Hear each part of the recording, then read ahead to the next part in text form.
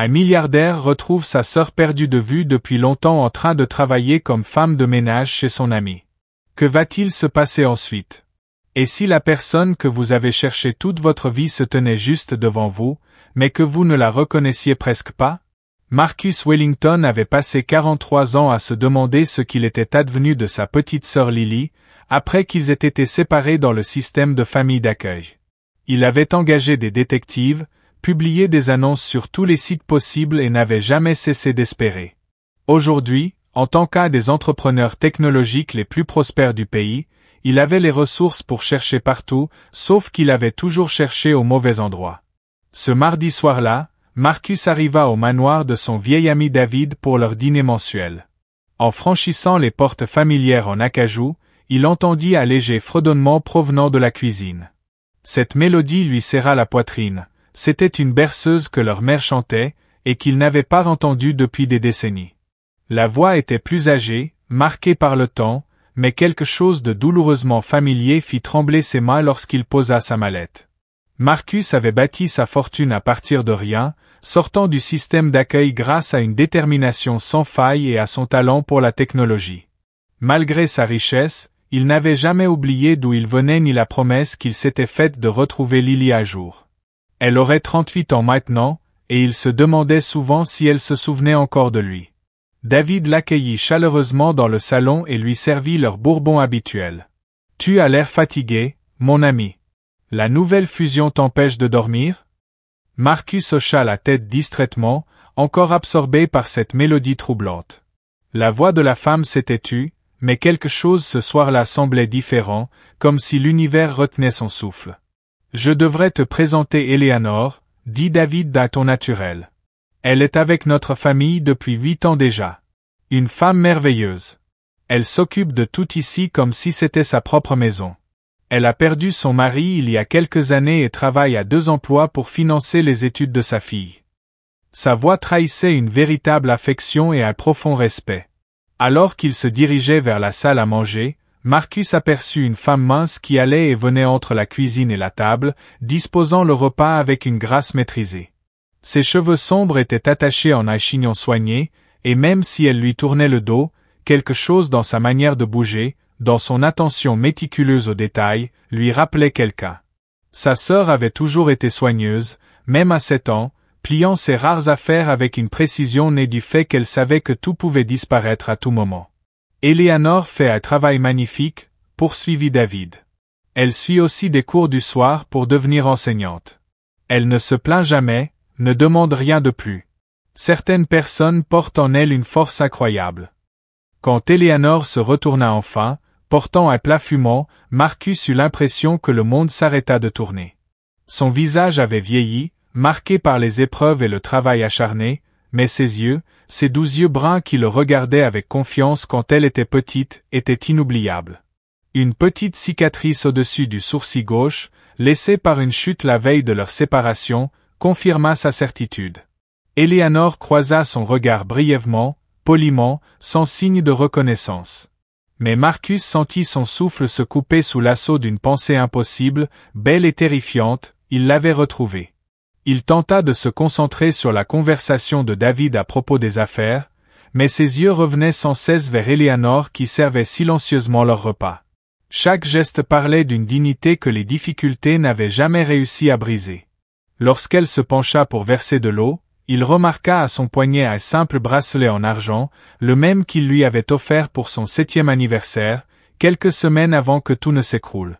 « Eleanor, dit-il doucement, la voix légèrement tremblante. C'est un très beau bracelet. » Elle s'arrêta, le toucha inconsciemment. « Merci, monsieur. Il est avec moi depuis très longtemps.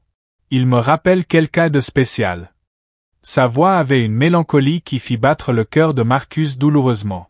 David, inconscient de la tension émotionnelle, enchaîna sur une anecdote à propos de son dernier match de golf. Mais Marcus n'entendait plus rien. Il observait Eleanor travailler, remarquant qu'elle fredonnait à voix basse la même berceuse que leur mère chantait. Lorsqu'elle pensait que personne ne la regardait, elle porta la main à un petit médaillon à son cou. Marcus se souvint immédiatement, c'était lui qui le lui avait offert, contenant une photo de 2 enfants. Après le dîner, Tandis qu'Eleanor débarrassait la table, Marcus s'excusa et la suivit dans la cuisine. Elle leva les yeux, surprise, en le voyant dans l'embrasure de la porte. « Y a-t-il quelque chose dont vous avez besoin, monsieur ?» demanda-t-elle. Marcus commença, puis s'arrêta. Comment annoncer à quelqu'un que vous êtes le frère qu'il ne se souvient peut-être même pas avoir? Comment combler 40 ans de silence et de séparation? Pensez-vous parfois à la famille? À des personnes que vous auriez connues dans votre enfance? Demanda-t-il. Quelque chose passa dans ses yeux, de l'incertitude, peut-être même un éclat d'espoir. Parfois, répondit-elle prudemment. J'avais un frère autrefois. Nous avons perdu le contact quand nous étions enfants. Je me suis souvent demandé. Sa voix s'éteignit, et elle secoua la tête. Je suis désolé. Je ne devrais pas parler de choses personnelles. Mais Marcus vit alors, dans la façon dont elle le regardait, une lueur de reconnaissance qui cherchait à émerger. Marcus s'avança, les mains tremblantes. Lily, murmura-t-il. Tu t'appelais Lily Wellington. Tu avais un lapin en peluche nommé Monsieur Button et tu inventais des chansons sur tout, même pour faire la vaisselle. Le plat qu'Eleanor tenait glissa de ses mains et se brisa au sol. Elle le fixa, son visage traversé de l'incrédulité, de l'espoir et de la peur. C'est impossible.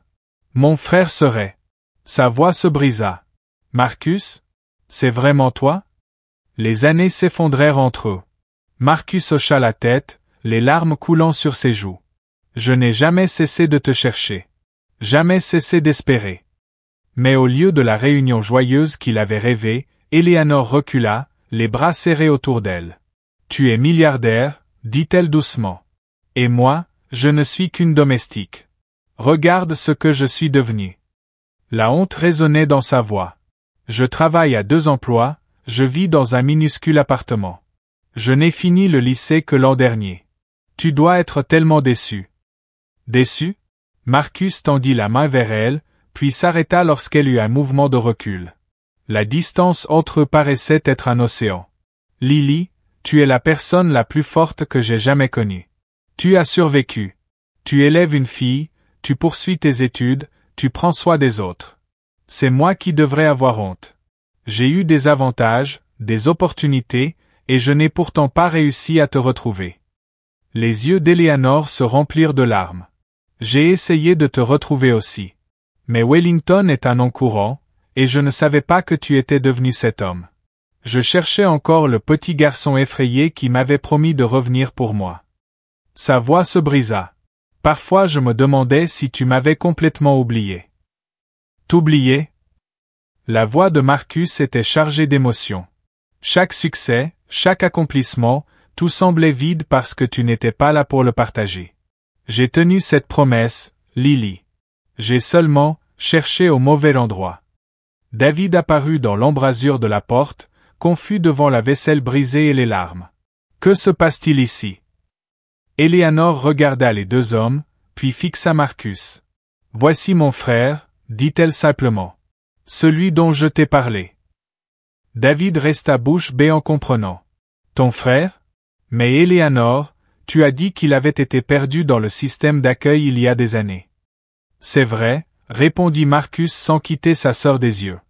Jusqu'à mes 18 ans. Ensuite, je suis allé à l'université, j'ai créé mon entreprise et j'ai passé chaque moment libre à essayer de la retrouver. Eleanor essuya ses larmes du revers de la main. Je suis resté dans la région, j'ai gardé mon nom, espérant que tu me trouverais. Mais au fil des années, j'ai fini par croire qu'il valait peut-être mieux que tu ne le fasses pas. Je ne voulais pas que tu me voies comme un échec. Un échec. Marcus s'approcha lentement, prudemment, jusqu'à être assez près pour voir les éclats dorés dans ses yeux bruns qu'il connaissait si bien. Lily, toi aussi tu as tenu ta promesse. Tu es restée forte, tu es restée bienveillante. Tu as élevé une fille qui va à l'université. Tu étudies pour devenir enseignante, pour aider des enfants comme nous l'avons été. Comment cela pourrait-il être un échec? Le mur qu'Eleanor avait érigé autour de son cœur commença à s'effondrer. Tu m'as tellement manqué, murmura-t-elle. Chaque anniversaire, chaque Noël, chaque fois que quelque chose de bon ou de mauvais arrivait, je souhaitais que tu sois là. Sans demander la permission cette fois, Marcus la prit dans ses bras. Elle était plus petite qu'il ne se souvenait, fragile d'une manière qui lui donnait envie de la protéger de toutes les épreuves qu'elle avait subies.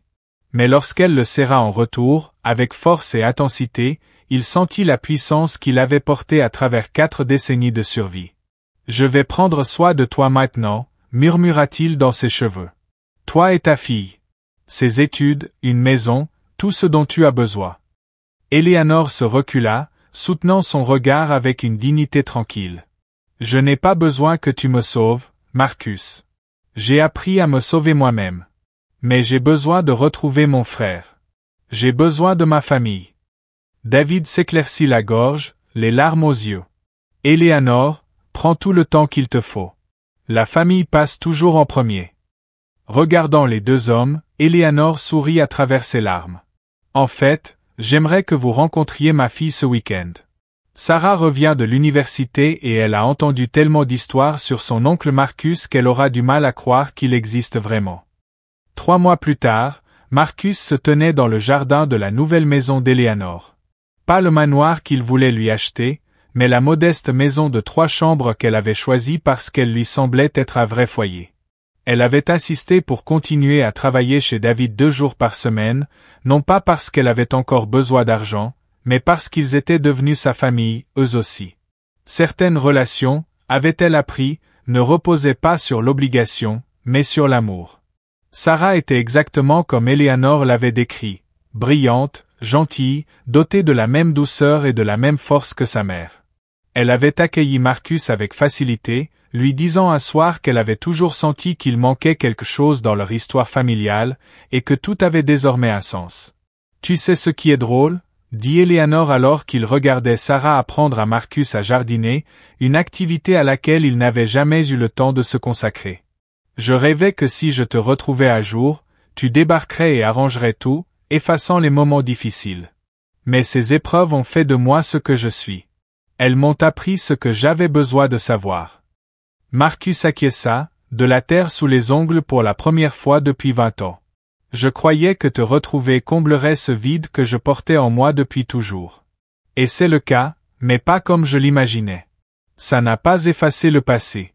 Ça a donné un sens à tout ce qui est venu avant. » Eleanor s'était inscrite à un programme de master pour devenir assistante sociale, spécialisée dans le système de placement familial. Marcus avait discrètement créé une fondation pour aider les familles à rester unies et soutenir les jeunes qui sortaient du système. Ils travaillaient ensemble désormais, 2 personnes qui comprenaient la perte et utilisaient leur expérience pour aider les autres à guérir. « Tu te souviens de la berceuse que maman chantait ?» demanda Eleanor alors que le soleil se couchait. « Je la chantais à Sarah quand elle était petite. Je l'enseigne maintenant aux enfants du centre. »« Chante-la » dit Marcus doucement. La voix tendre d'Eleanor remplit l'air du soir de la mélodie de leur mère. Sarah se joignit à elle, puis Marcus, leurs voix s'entremêlant comme la famille qu'ils avaient toujours été destinés à être. Quelque part, leur mère devait sourire, sachant que ses enfants s'étaient retrouvés, plus forts grâce au chemin parcouru. Parfois, les trésors les plus importants ne sont pas perdus.